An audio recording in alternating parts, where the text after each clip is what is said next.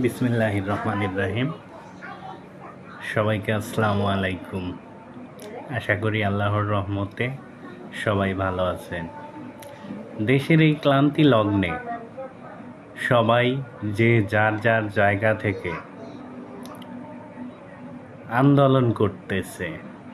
আমরাও চেয়েছি দেশে সংস্কার, কিন্তু যে সংস্কার আমাদের দেশের অর্থনীতিকে,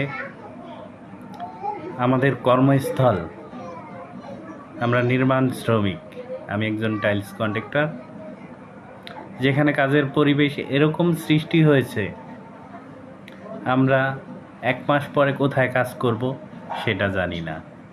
কাজের যে পরিবেশ হয়েছে তাতে কোনো কাজ করার মতো পরিবেশ নেই।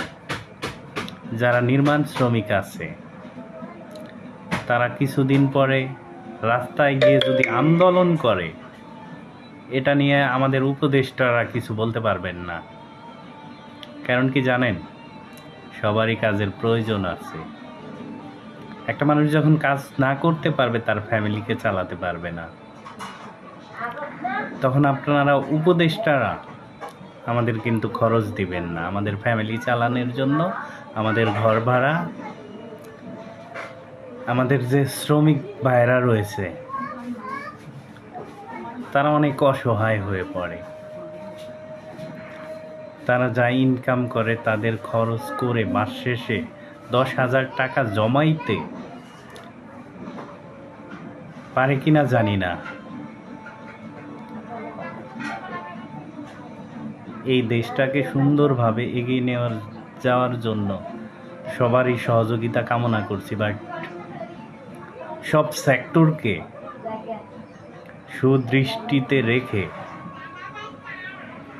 এটা যেভাবে করা সম্ভব হয়, আপনারা বুদ্ধিজীবী বিশ্লেষকদের নিয়ে এই কাজগুলা করতে পারেন।